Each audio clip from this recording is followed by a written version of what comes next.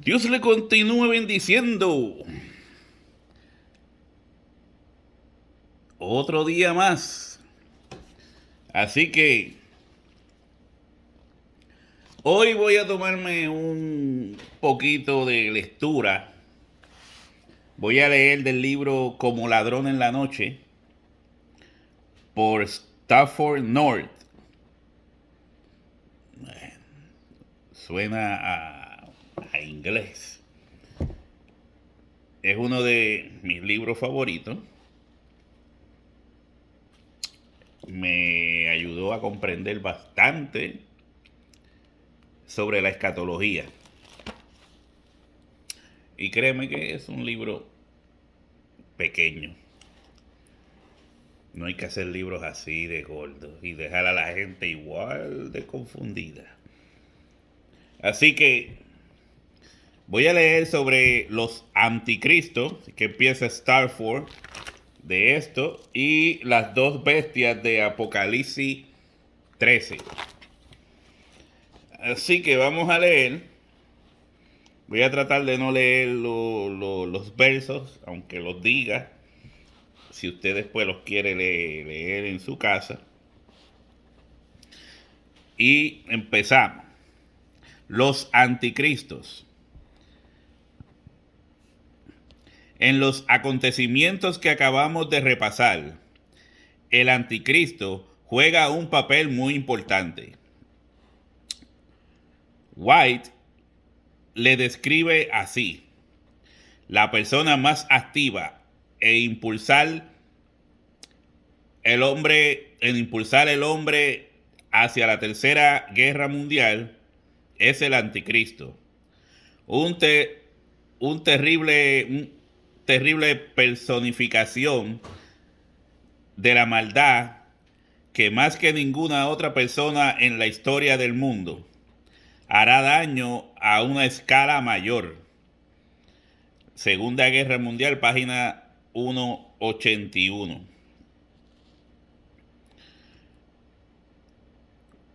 Como hemos observado, Hal Lindsey cree que habrá no un anticristo, sino dos. El tema del anticristo es muy prominente en las películas como The Omen y los libros del oculto.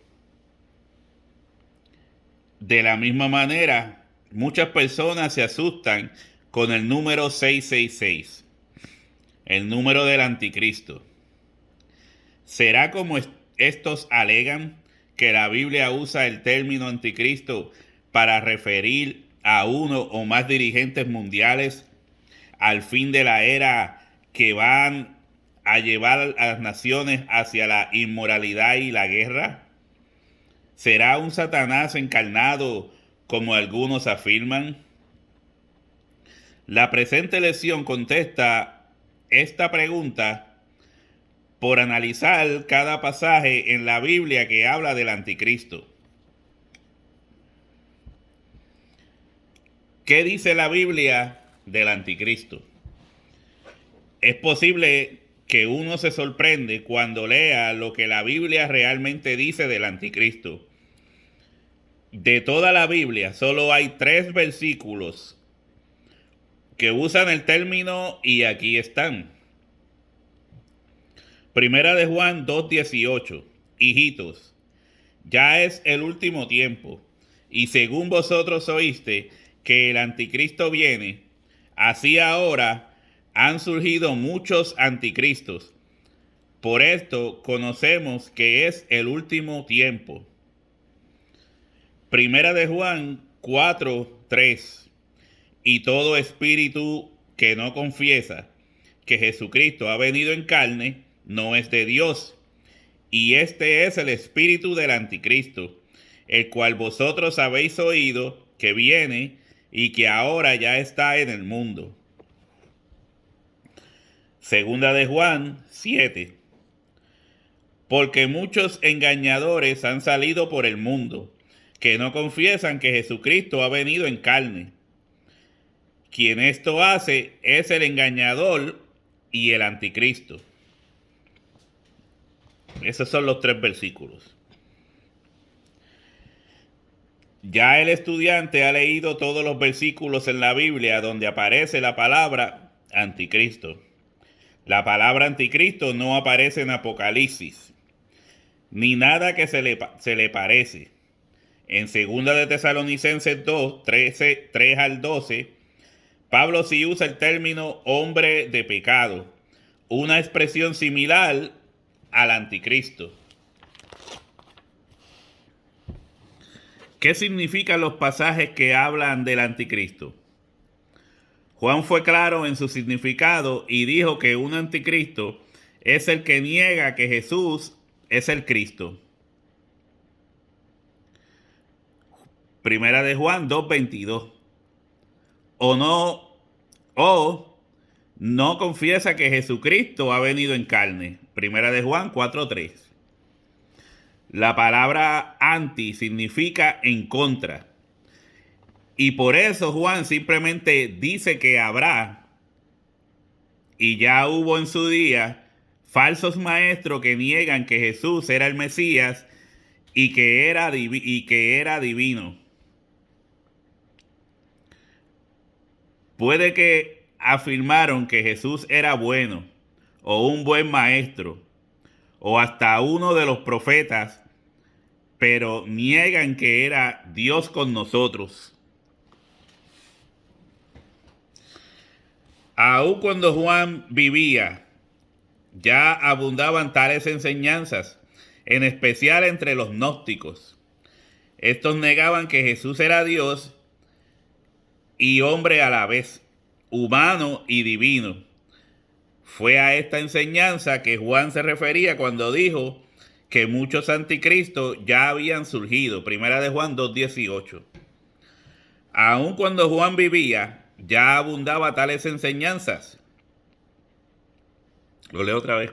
En especial entre los gnósticos, estos negaban que Jesús era Dios y hombre a la vez, humano y divino. Fue a esta enseñanza que Juan se refería cuando dijo que muchos anticristos ya habían surgido. Primera de Juan 2:18. El hombre de pecado que Pablo se refiere en 2 de Tesalonicenses 2, 3 al 12, es muy similar, o sea, un falso maestro, ya funcionando en el tiempo de Pablo, quien mal encaminaba a la gente en cuanto a la naturaleza de Jesús y sus enseñanzas. Según la Biblia, anticristo es cualquier persona que habla o enseña en contra de Cristo, y en particular en contra de su identidad como Dios hecho carne. Cualquier persona así cualifica como el anticristo. Observe el siguiente resumen de la enseñanza bíblica del anticristo. Habrá muchos anticristos, no uno o dos. Los anticristos ya existían en el tiempo de Juan y Pablo.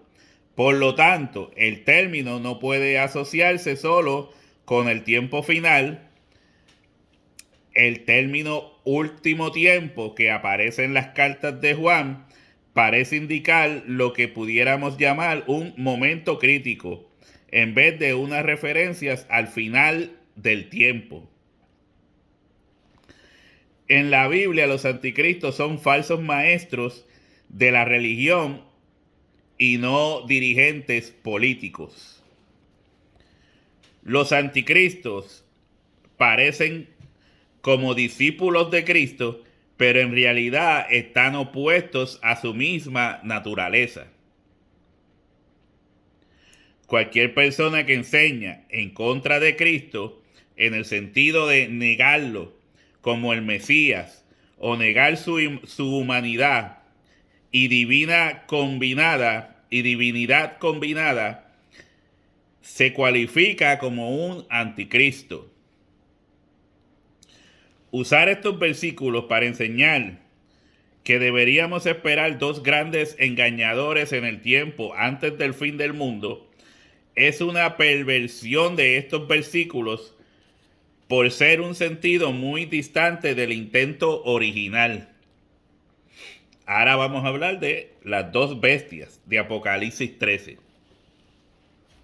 Las dos bestias de Apocalipsis 13.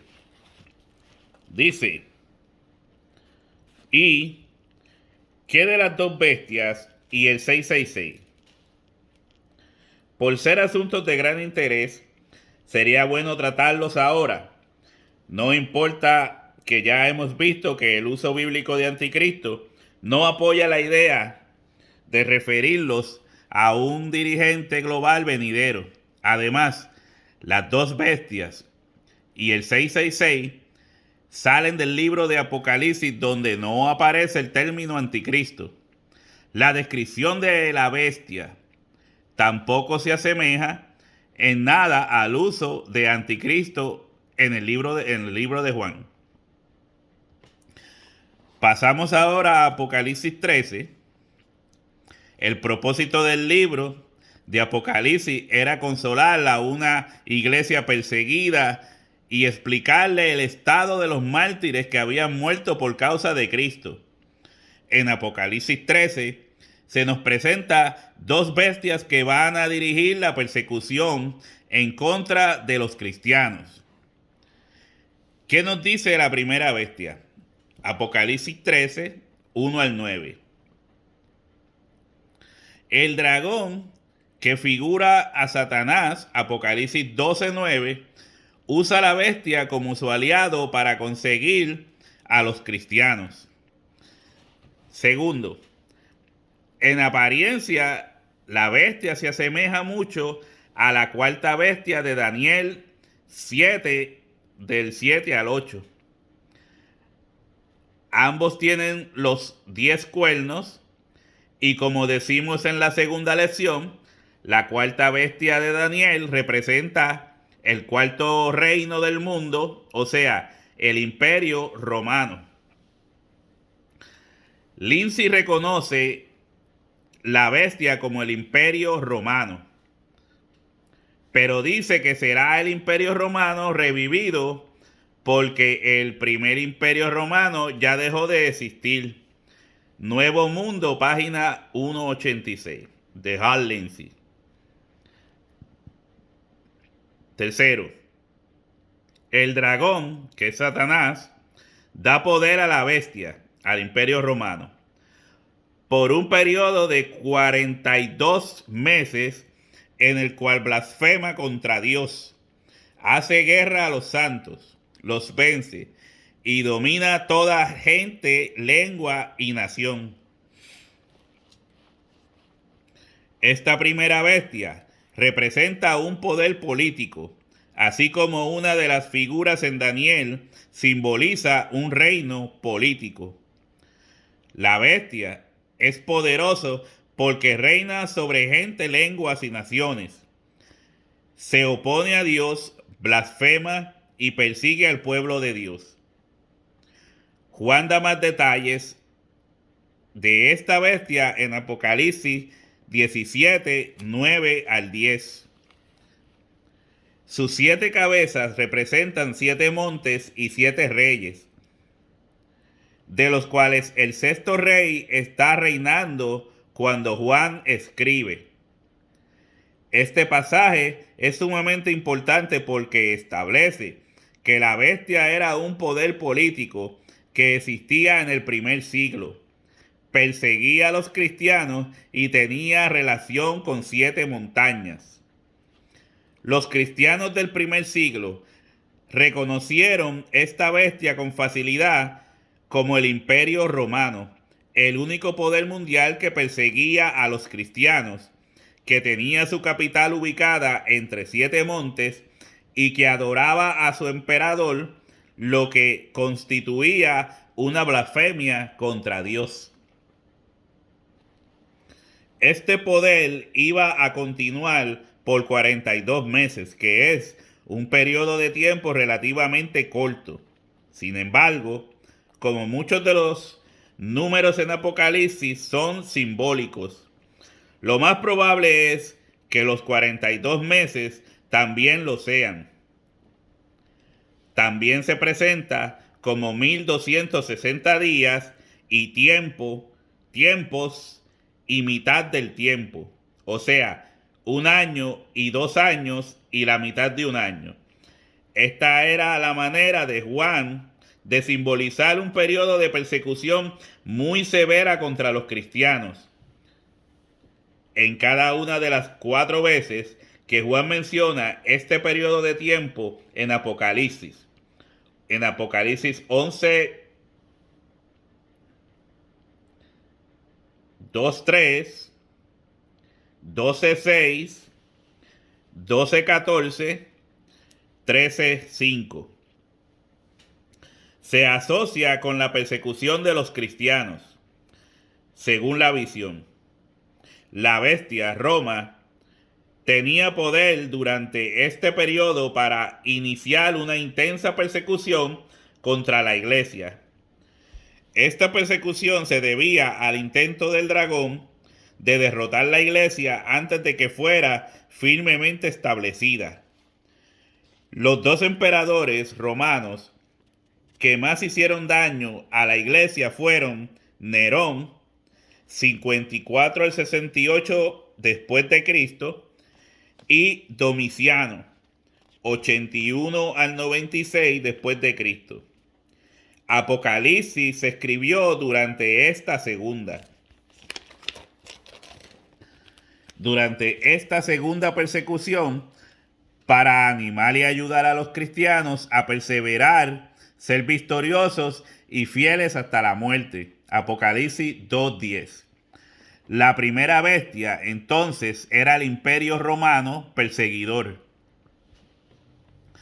La segunda bestia que aparece en Apocalipsis 13 tenía 2 cuernos semejantes a los de un cordero.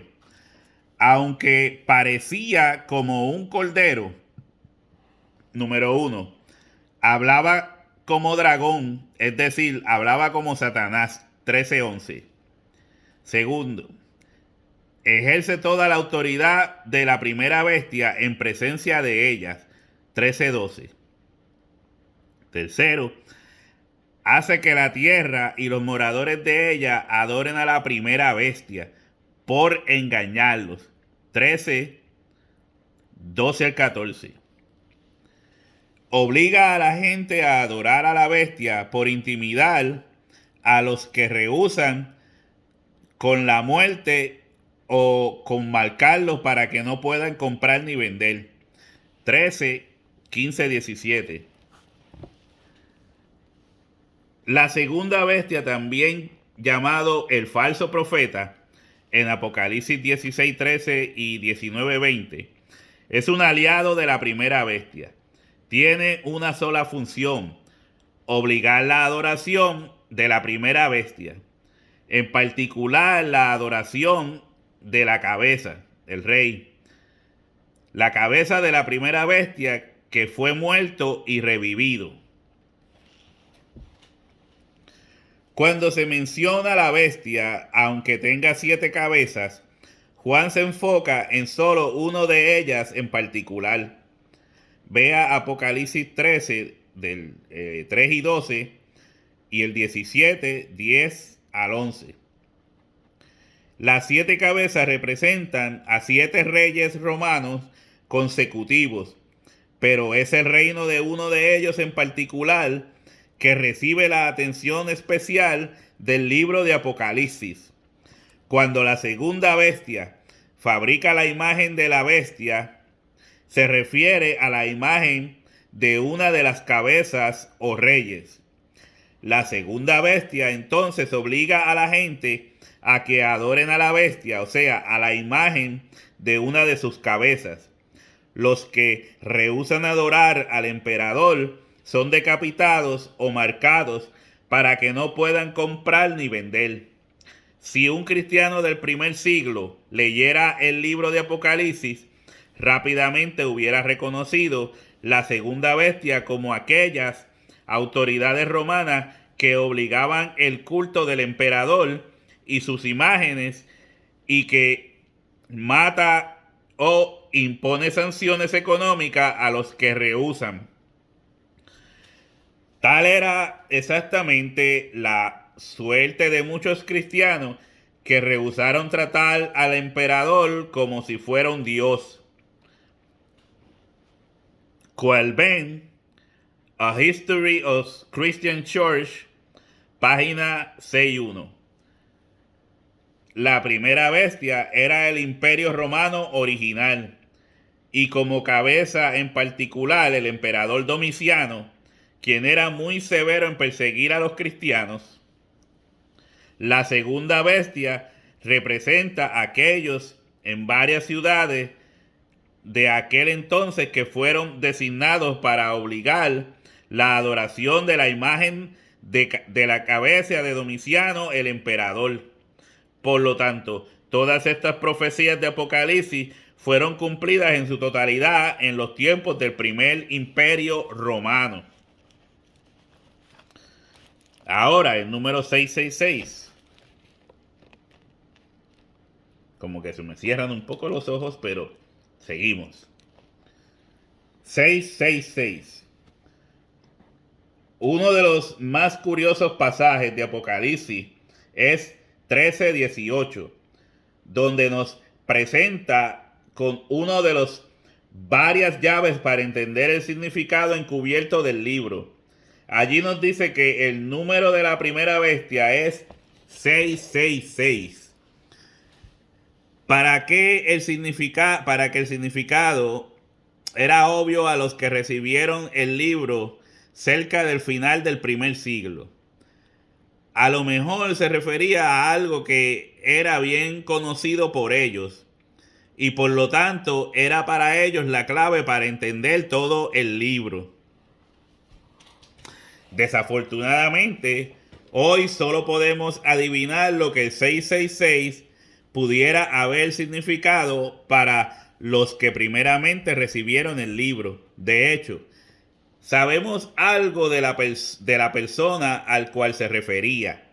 Como ya hemos visto, la primera bestia figuraba el Imperio Romano y un emperador en especial que aparece ser un rey que murió y revivió. Apocalipsis 13, 12, 14, 17, 8 y 11. Este factor de revivido da a entender que uno de los siete cabezas, reyes, era un gran perseguidor de la iglesia. Semejante a él vendría el octavo, quien es el renacimiento de una de las 7 cabezas anteriores. Según la historia, esto cae muy bien a Nerón y Domiciano. Nerón, 54-68 después de Cristo, era el primer emperador que perseguía a la iglesia y durante su reinado mataron a Pablo. Un segundo gran perseguidor era Domiciano, 81 al 96 después de Cristo, quien mandó hacer imágenes de su persona y envió personas para obligar que sus sujetos le adoraran. Cuando los cristianos rehusaron, eran expuestos a una persecución severa o privados de la economía. Nerón puede considerarse como la quinta cabeza, ya que seguía a Augusto, Tiberio, Calígula y Claudio, los cuales son los primeros 4 emperadores después que terminó la República. Domiciano era entonces el octavo, después de Vespasiano y Tito. Echando a un lado a 3 reinaron en menos de un año. Volviendo al 666, si la segunda bestia, falso profeta, obligaba a la gente a adorar a la cabeza de la primera bestia, como Nerón, revivido en la persona de Domiciano, entonces 666 sería algún tipo de código para Nerón o Domiciano, que los cristianos de aquel entonces entendían.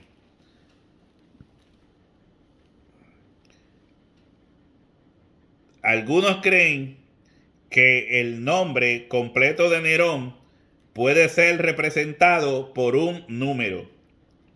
Como el griego carecía de número, que más tarde fueron inventados por los árabes, cada letra en griego equivale un número y por lo tanto uno puede sumar un nombre para sacar un número.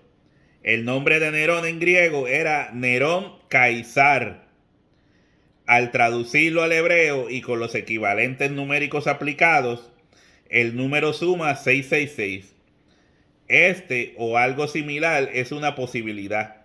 Vea Roberts, The Revelation to John, página 13, 1.15, 1.16 y 1.39. Otros dicen que el número 6 era mala suerte, como se considera el número 13 hoy en día. Por llamar a Domiciano el 666, los cristianos perseguidos entendieron que el intento de Satanás era utilizar el Imperio Romano para borrar el cristianismo. Pero está destinado a fracasar. Vea Haley, Revelation, página 298-299. From Revelation and Introduction and Commentary por Homer Haley. Derechos 1979 por Baker Book House y usado aquí con permiso. Estas son las posibilidades, a menos que se descubra algún documento antiguo que trae nueva información adicional. Es probable que en esta presente vida nunca sepamos por cierto el sentido original exacto del 666. Conclusión. Sabemos lo siguiente con seguridad. El término anticristo solo aparece 3 veces en la Biblia. Todas en las epístolas de Juan. Y en este sitio se refiere a cualquier falso maestro que dice que Jesucristo no vino en la carne. Como tales maestros, o sea, anticristos, ya existían en el imperio de Juan, deberíamos concluir que Juan no hablaba de 1 o 2 personas malvadas en extremo que vendrían al final del mundo. No hay nada en Apocalipsis 13 donde habla de las 2 bestias, que los une al término anticristo. Con gran cautela, Juan explica que el término anticristo se refiere a aquellos que niegan que Cristo vino en la carne. Esto no corresponde en nada a la bestia que persigue a la segunda bestia, que promueve la adoración del imperio, del emperador, aunque estos estaban en contra de Cristo. La bestia no estaba tanto negando la divinidad de Cristo como promoviendo su propia causa política. Además, la palabra anticristo no aparece en Apocalipsis.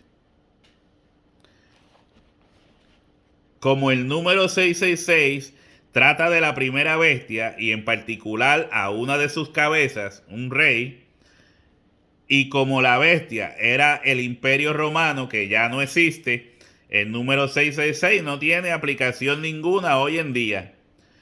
No es el número de Satanás, el dragón, ni tampoco del supuesto anticristo como dirigente político. Por el contrario, es una clave para la identidad de la cabeza o persona que sería el primero en perseguir a los cristianos durante el primer siglo. Existen algunos anticristos hoy, como en el pasado y en el primer siglo, porque siempre habrá quienes promuevan un entendimiento equivocado de la naturaleza dual de Jesús, su humanidad y su divinidad. Pero el término anticristo nunca tuvo por enfoque a 1 o 2 dirigentes políticos un poco antes del fin del mundo. Como el uso que da Hal Lindsey a las profecías del Antiguo Testamento, Mateo 24 y los postreros días son incompatibles con lo que dice la Biblia, así también su enseñanza en cuanto al anticristo.